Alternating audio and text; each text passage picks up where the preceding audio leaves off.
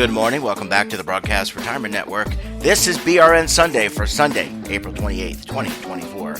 We've got another great show for you this week. We've got the Legal Eagles, David Levine and Kevin Walsh, in segment 1, breaking down the latest news and regulation and litigation and a lot more. And then in the second segment, we'll be taking a look back at last Monday's show with Andy Langford of Cruz Bereavement Support. So sit back, relax, enjoy this episode of BRN Sunday.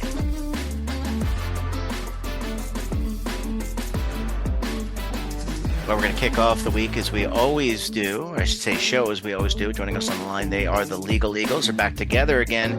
David Levine, Kevin Walsh are both principals with Groom Law Group. That's an employee benefits law firm based in Washington, D.C. Eagles, welcome back to the program this week.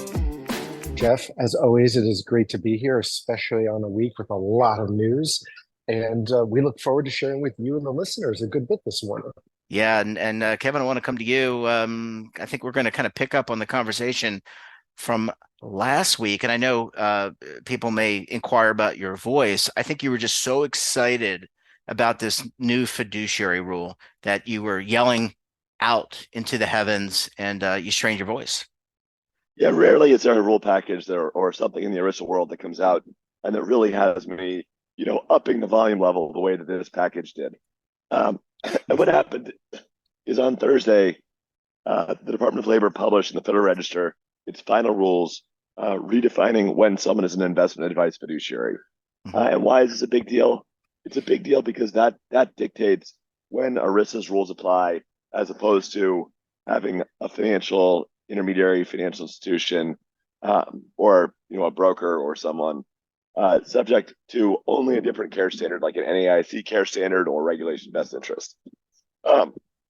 In the final package, in the retail space, so when you're talking to individuals, when you're recommending that folks roll out of a retirement plan into an IRA, or when you recommend how someone invests in an IRA, the department has decided or has issued a rule that says essentially you're going to be a fiduciary if you're a financial professional. There's a little bit more nuance to the test, but in general, if you hold yourself out as a financial professional who has a care standard that they owe towards the individual, the department has a rule that generally seeks to make those individuals fiduciaries. And Kevin, if I could just, I don't want you to strain your voice, but I want to be very targeted with a few questions to you to make it easy, because I know how excited you are. Let's talk about the effective date, because a lot of people listening to the program, whether they're plan sponsors, whether they're advisors and fiduciaries, or they're just consumers, what's the effective date, the stated effective date of this new rule? The effective date for determining if you're a fiduciary or not is September 23rd, 2024. Now, the department also made changes around the exemptions that apply. So if you want to get paid based on advice you give, you need to comply with an exemption. Those exemptions don't fully kick in until the end of September 2025. So there is going to be a period where, there's kind of transitional exemptions that require compliance with a duty of care, a duty of loyalty, and a fiduciary acknowledgement. But this new definition does kick in later this year. Yeah. And David, I want to bring you in here to gauge reaction. We missed you last week. I know you had some other things going on, but what has been the general reaction? I guess let's start with the industry. And by the industry, I mean the retirement industry, service providers, all those people that are lumped into, provide services to individual retirees or participants, but also and employees, but also maybe record keepers and others. Sure. And Jeff, as always in the retirement industry, there is no one response. I think there are significant portions of the industry that have, to use the word significant again, significant concerns with how the final rule is structured. There are some folks who are like a little more positive on it. There's a smaller group that's completely positive, not that big a group. There are obviously, to talk about stakeholders, there are consumer advocates that are very positive on this rule. Like if you look at the Friday Washington Post, for example, there was a whole column on why this is good. I think plan sponsors at this point, right now, throughout this process, even though this rule is about them and the plan fiduciaries and their participants, they haven't necessarily been the center of it because a lot of this is how the plumbing of the retirement industry works. Um, and I think now they're going to start to engage and see how this impacts them. And this is part of the discussion because a number in certain areas, such as like annuities, there is concern from a number of folks in the annuity space that these changes will impact the quality or amount of advice or services that are available to folks. And this is what was brought up in the prior fiduciary rule. And as a result, sponsors are going to have to wait and see a little bit. But I can come back and talk a little bit about where do sponsors go from here in a minute. Yeah, I was gonna just, if I could, just follow up. So Kevin mentioned to us that the effective date is September 23rd, 2024, or one of the effective dates. What can we expect between now and then? Let's start there. So I know it had been intimated that there may be quote unquote legal challenges. But what can we expect to happen between now and then? And then I think you can kind of dovetail into what plan sponsors or could or should Sure. be thinking about doing. Sure. And the beginning answer is yes, there will likely be legal challenges that any moment now that are in the offing. That's number one.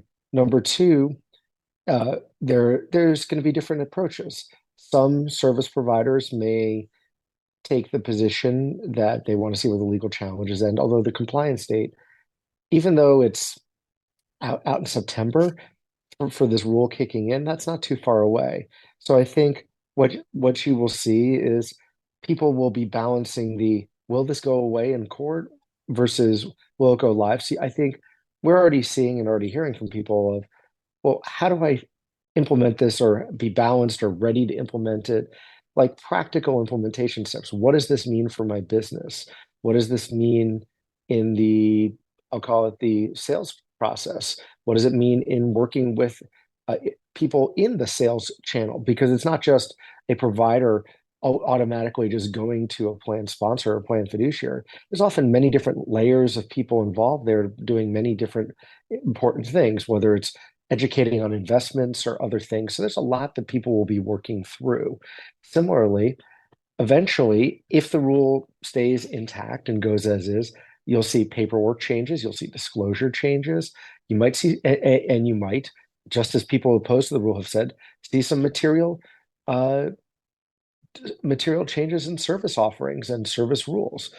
There's things, for instance, the last thing I'll mention really quickly on this Mhm. is the, for instance, the rule is pretty blunt in that you can't just use a disclaimer to disclaim that you're a fiduciary, but it says it can be part, you can have things like that as part of the process.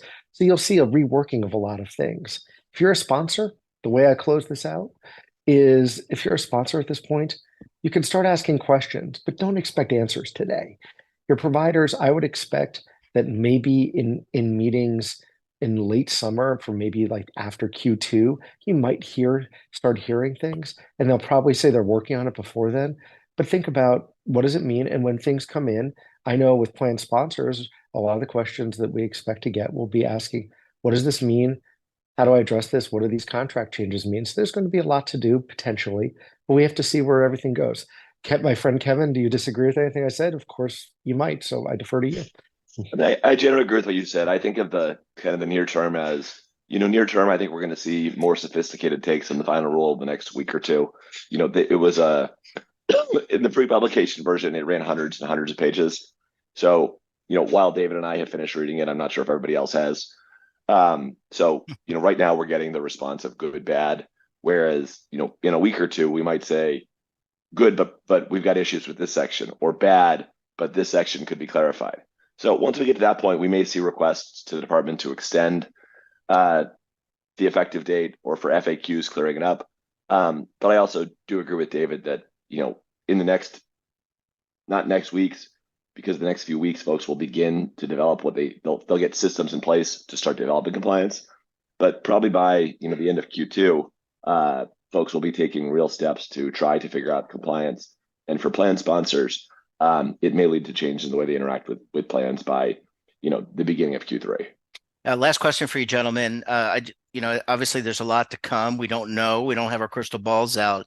Is this the story for the remainder of the year when it comes to retirement plans? Is this the thing that we're primarily going to be focused on? Just your opinion, knowing there's an election in November. I, Uh, I'll go there, Jeff. okay, And Kevin and I have not discussed this. We may disagree, and that's okay, great. and that's good. Um, I think I'm not sure it will be the story. There's other guidance as we're approaching the end of the Biden administration term. They're working to get things out.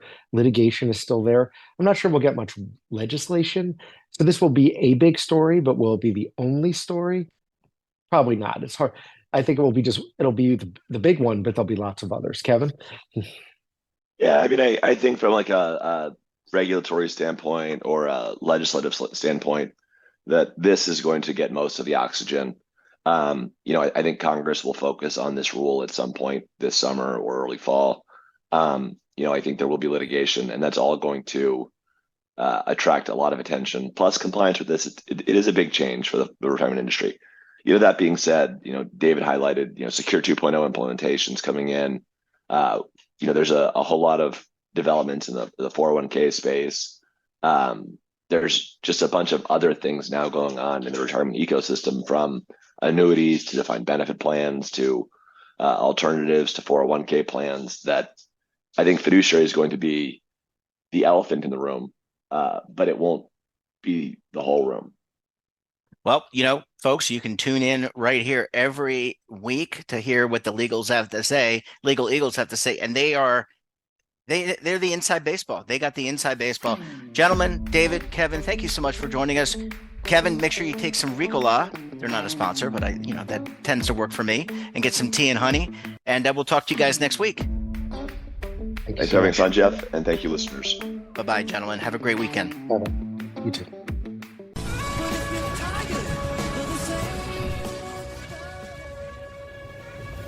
Imagine a new television network that will make you richer, healthier, and in control of your financial future.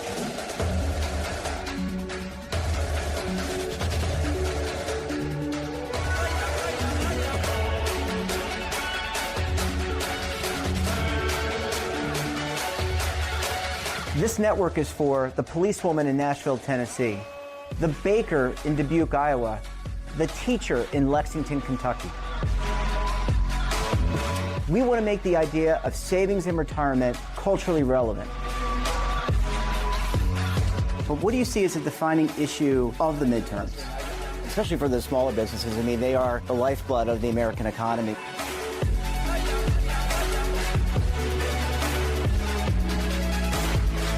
Featuring exclusive interviews, current affairs, and docuseries. 33 years old, you retired early. The philosophy is money only matters if it helps you live a life that you love. But you got to start thinking about retirement as soon as you get in. The Broadcast Retirement Network will drive very high engagement with premium partnerships. So this isn't retirement and savings for your parents or grandparents. This is for all Americans. And we're going to change the way you think about money.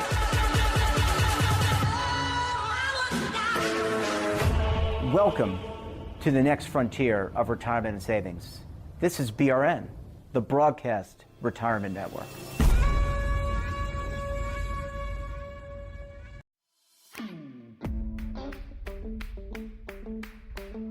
Welcome back. And now we're going to look back at a show from Monday on BRN AM. Annie Langford of Cruise Bereavement Support joined us to discuss and understand the 5 stages of grief. Let's give that one a listen. And joining me now to discuss this and a lot more, Andy Langford is the clinical director at the Cruise Bereavement Support. Andy, it's so great to see you. Thanks so much for joining us on the program this morning. Oh, thank you, Jeffrey. It's a real pleasure to be here. Yeah, and I should say it's the morning here in the U.S., the afternoon in the U.K. in West London. Andy, I want to start with some basics before we get into the 5 stages of grief. What is grief? How would you describe grief to, we all experience it, but how do you define grief? Yeah, absolutely. Often people find it hard to define. The reason is because it's so unique. So we will all experience grief differently. And upon each significant loss, whether that's the loss of a person who's close to us, or whether that could be other significant losses like the loss of a job or home, for instance, we'll have different experience of those, and they will also vary over time. Grief broadly is the experience that we have as a result of having a significant loss, and it's usually associated with death. And that experience can affect us, or it can incorporate our emotional side, so what we feel. It includes our thoughts and how we think. It also includes our physicality. So grief has a profound effect on our bodies in a number of ways. Yeah. It also includes how we behave. And lastly, I would say, it can also include what life means to us. And for those of us who have a faith, it can also have an influence on how we perceive the world in terms of our faith too. Yeah, and it's one of those emotions that I think we all have dealt with. You mentioned job loss, you mentioned death. Some of those things are so final and so transitional, really hard to argue with it, but there's a real sense of loss. Andy, you mentioned that there can be different timelines associated with grief. Can you share, for someone maybe who hasn't had the grief emotion for a long time, what's the timeline typically for grief? Sure, it's a really good question. And we're often asked this at Cruise, and usually it's by people who are trying to support someone who's experienced a death. And it's with a good heart. Broadly, what we say and what the research tells us is that there is no set timeline for grief. So we may experience quite acute feelings around the death of someone close, for instance, quite soon after the death. For some of us, though, we might feel quite numb because it might be a shock. It might be something we can't fully process because we're busy with other things like sorting out finances, a house, childcare, for instance, if the death has been a death of a partner. So because each experience is unique, then the times at which we have those different emotions and thoughts and feelings in our bodies, they differ too. But the other thing I would add as well is that we know that the grief we experience, it can be triggered at other times in our lives. So you might have experienced the death of someone close a couple of years ago, but then actually something today, walking down the street or on transport, or something you might smell or see or hear, something you might taste, actually it reminds you of the person who's died. And some of those experiences come flooding back. So there's no set time in terms of how we experience grief. Yeah, you bring up the sense of smell or just a recollection, and I actually personally have gone through that where I recollect a loved one or even a close friend, and you're right, it does trigger those emotions. How do you recognize? So if you're a caregiver or a family member, and maybe it's not, or an extended family member, can you recognize the signs of grief in someone who is grieving? If you don't know, for example, that they lost a job, lost a loved one, or they're experiencing, total emotional distress, can you externally look at somebody and determine if they're grieving? Sure. So I'd actually, or we at Cruise would actually frame it in a slightly different way. Sure. So you're more likely to be able to recognize what's going on for someone if you're in relationship with them. Now, that relationship obviously varies. So the relationship I have with my nearest and dearest is very different than the relationship I've got with the person behind the counter at our local corner shop and supermarket, right? But it can still be a compassionate relationship. You can still say hi to people. You can still behave in a compassionate and loving way, right? You can still be open to a conversation. And it's at those contact points when you might be able to detect there's something different. And it's then about asking what's going on for you. Jeffrey, how are you doing today? Communicating that you're there to listen and be available. is just so important. Because actually, as we know, if we're all experiencing loss and grief differently, then a loss that you experience, it might be something that you feel actually at that time you're okay to cope with, and so it might not be so obvious. But actually, I might experience the same loss, but be processed it very differently. It might profoundly affect me at that point in time, and it's very clear that I am affected by it. Both of us may need support at different times, and the support we need might be different. So one of the best things we would say is actually, as an individual, be open and prepared to have a conversation and communicate that you're there for someone if they need you. Well, that was certainly a very powerful program, and you never know how each individual is going to process their grief, and just being understanding as a caretaker, caregiver, I should say, a family member, or just a friend, so important. We look forward to having Andy back on the program again very soon. And that wraps up this episode of BRN Sunday. Have a topic of interest, someone you think we should talk to, then drop us a line. And don't forget, for all the latest curated news and lifestyle, wellness, finance, tech, so much more, and all in one place, check out today's edition of our daily newsletter, The Morning Pulse. Want to search our archives, check out our latest content? Then visit our website. We're back again tomorrow with another edition of BRN AM. We'll have a very special guest and another important topic. Until then, I'm Jeff Snyder. Stay safe, keep on saving, and don't forget, roll with the changes.